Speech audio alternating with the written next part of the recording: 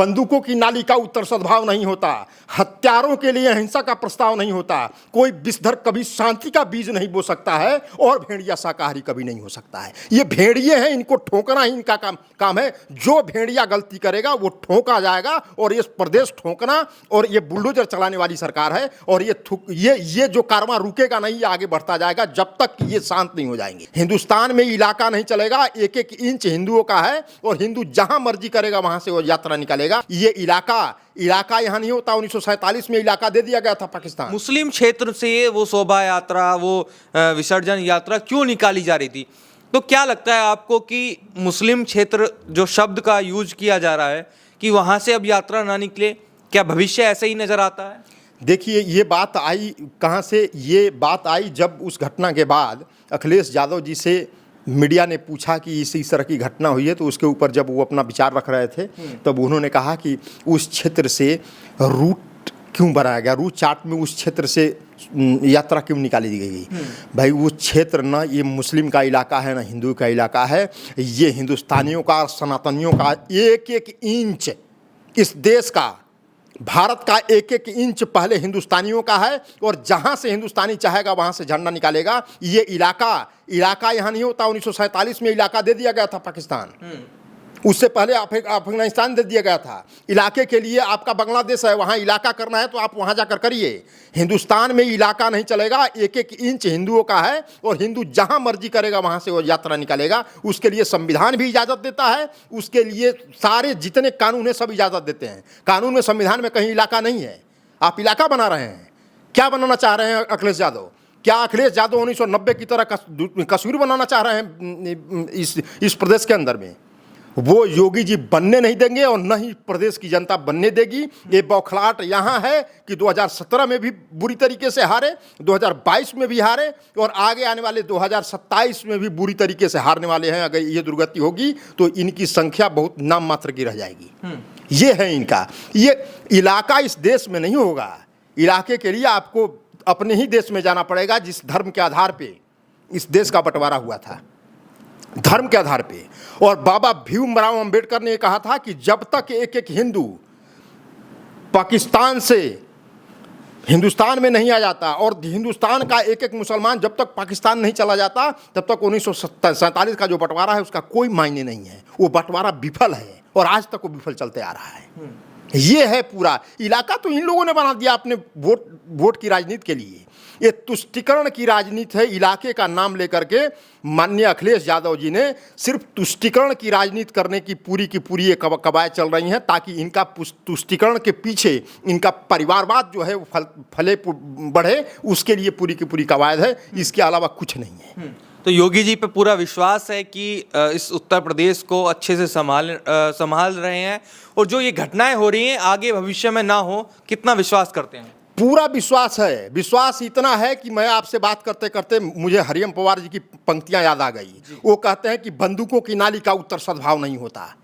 फिर मैं आपके दर्शकों को बता देता हूं कि बंदूकों की नाली का उत्तर सद्भाव नहीं होता, हत्यारों के लिए हिंसा का प्रस्ताव नहीं होता, कोई विषधर कभी शांति का बीज नहीं बो सकता है और भेड़िया शाकाहारी कभी नहीं हो सकता है। ये भेड़िए हैं, इनको ठोकना ही इनका काम है। जो भेड़िया गलती करेगा वो ठोका जाएगा और ये प्रदेश ठोकना, और ये बुलडोजर चलाने वाली सरकार है। और ये जो कारवां रुकेगा नहीं, ये आगे बढ़ता जाएगा जब तक ये शांत नहीं हो जाएंगे।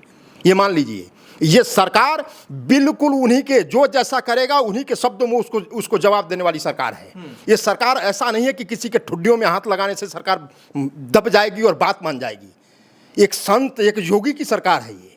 और योगी एक समान भाव से सबको देखता है और इस देश के अंदर, इस प्रदेश के अंदर में सुरक्षा देना इनका काम है। इसीलिए वो सुरक्षा दे रहे हैं, चाहे वो बुलडोजर के माध्यम से दिया जाए या एनकाउंटर के माध्यम से दिया जाए। दोनों माध्यम सरकार के लिए आज के परिवेश में उचित हैं। जहां, और मैं तो ये इससे बड़ी बात कहूंगा कि योगी जी की तरह पूरे प्रदेश का जो और भी जो दूसरे प्रदेश हैं, उसके प्रदेश के अगर मुखिया हो जाएं, इनकी तरह सख्त एक्शन लेने वाला और जो जिस भाषा में समझेगा उसी भाषा में जवाब देने वाला, तो इस देश से उपद्रव, आतंकवाद और जो उग्रवाद है का नामो निशान मिट जाएगा।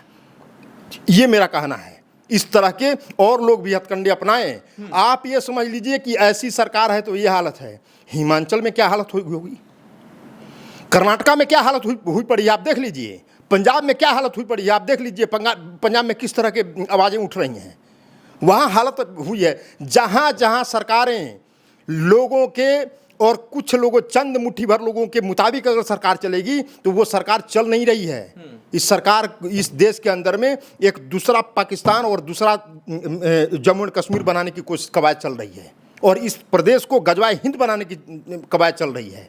मैं इसलिए बात कहता हूँ कि इस संदर्भ में बहुत एक गंभीर, मैं कांग्रेस के ऊपर और सपाई के ऊपर आरोप लगा रहा हूँ, मैं खास करके कांग्रेसियों के ऊपर। जब मुगलों का शासन था तो तलवारों के बल पर हिंदुओं का धर्म परिवर्तन कराया जी, लेकिन जब कांग्रेसियों का शासन आया तो उसने कैसे धर्म परिवर्तन कराए और कैसे हिंदुओं को कन्वर्ट कराया, वो कानून बनाकर जी, वो विधेयक लाकर, मंदिरों से अधिकार छीनकर, जो हिंदुओं की धार्मिक आज़ादी थी उसके ऊपर प्रतिबंध लगाकर, इस तरह के काम किए हैं जो तलवारों के बल पर मुगल नहीं कर पाए इस देश के अंदर में। वो कांग्रेसियों ने इस देश का हल किया है 1947 के बाद, और संविधान के में बदल करके, चेंज ला करके, उसमें परिवर्तन करके इस तरह की चीज़ें इस देश के अंदर में की गई है। इसीलिए ये तो शुक्र मनाइए इस देश की जनता का कि 2014 में नरेंद्र भाई मोदी जैसे एक सनातनी शेर को इस देश का मुखिया बनाया, और तब जाकर के ये देश रियल मायने में अब जाकर सुरक्षित हुआ है, और आगे भी सुरक्षित रहेगा, क्योंकि हिंदू जाग चुका है। और इसकी नई मिसाल आपको हरियाणा से दिखाई दी है। इसीलिए आप निश्चिंत रहिए, ये उपद्रवियों का जवाब तो हिंदू देगा, और हिंदू बटन से देगा। हिंदू जो होगा वो संविधान सम्मत देगा, हिंदू उपद्रव नहीं करेगा। वो ऐसा बटन दबाएगा कि वो बिल्कुल शांत हो जाएंगे ये, और इसकी कवायद चल चुकी है 2014 के बाद। और इस देश के अंदर में, और खास करके उत्तर प्रदेश में जनता बहुत जागरूक हो चुकी है, इनके झांसे में नहीं आने वाली।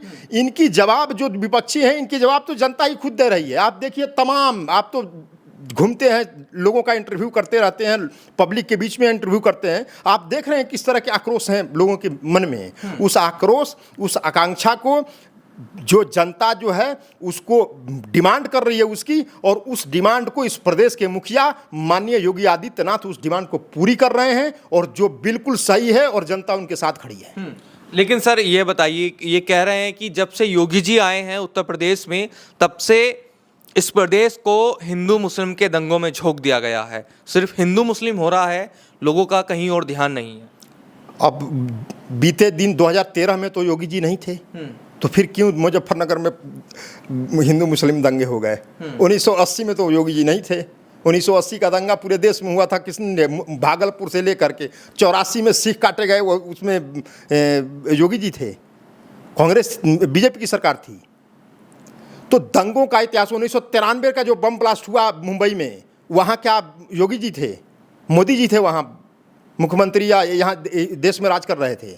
पीवी नरसिम्हा राव की सरकार थी, और वहाँ शरद पवार एनसीपी के वहाँ जो मुखिया हैं वो वहाँ मुख्यमंत्री थे। ये घटनाएं इनके पीरियड में जितने दंगे हुए वो इनके पीरियड में हुए। योगी जी के पीरियड में एक दंगे आप बता दो, एक दंगे बता दो आप। क्यों? क्योंकि जो जैसा चाहता है उसको वैसा ही जवाब मिलता है। इसलिए एक भी दंगे 2017 के बाद से इस प्रदेश के अंदर में नहीं हुए, और पूरे देश में योगी मोदी जी के बनने के बाद 2014 के बाद बताओ कोई इस तरह का दंगा हुआ हो?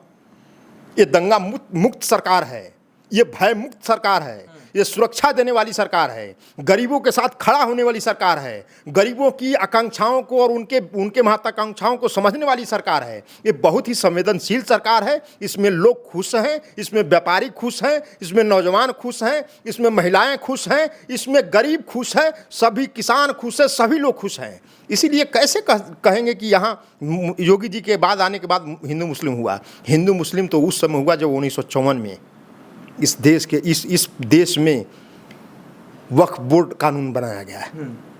हिंदू मुस्लिम तब हुआ जब आर्टिकल 30 में परिवर्तन किया गया, आर्टिकल 25 लाया गया, आर्टिकल 28 लाया गया, आर्टिकल 30 लाया गया, इस तरह के आर्टिकल लाए गए। ये परिवर्तन तब हुआ जब 1995 में हुआ। ये यहाँ पे तो जो हिंदू मुसलमान तब हुआ जब हिंदुओं के लिए कानून लाए गए, हिंदुओं को मंदिरों में जो पैसा चढ़ता है वो सरकार की हो जाती है। ऐसे हिंदुओं से जाति की गई और इनका शरीयत कानून छोड़ दिया गया, ये अपने पर्सनल लॉ बोर्ड के हिसाब से चलते हैं। वहाँ दंगा तो कराने का काम ये करते हैं। 70 सालों में इन्होंने दंगा के अलावा और कुछ नहीं किया इस प्रदेश के अंदर में। लोगों को साफ पीने का पानी 70 सालों में मुहैया नहीं हुआ। ये कैसे, किस जुबान से ये लोग कहते हैं? इनको बोलने का कोई अधिकार नहीं है। लोगों के घर में शौचालय नहीं थे 2014 से पहले। लोगों को घर में शौचालय मिले। आप सोच समझते, गरीबी इतनी थी, लोगों के पास खाने के लिए अनाज नहीं थे।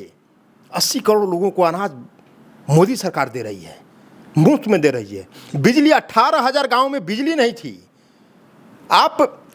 मैं तो यही कह रहा हूँ कि तथ्य के ऊपर इसके लिए आप मैंने इनका जो कंपेरिजन करना है, इसके लिए घंटों भर आप एक बार बैठिए, तब मैं आपको डिटेल में बताऊंगा कि इनका इतिहास और भारतीय जनता पार्टी का और नरेंद्र भाई मोदी जी का इतिहास क्या रहा है। ये कौन देश के लिए, देश की सुरक्षा और देश के लोगों की सुरक्षा के लिए काम करता है और कौन अपनी सुरक्षा और अपने धर्म की सुरक्षा के लिए काम करता है। ये दूध का दूध, पानी का पानी हो जाएगा। एक बार बैठ करके इसके ऊपर दो हाथ करेंगे तब पता लगेगा।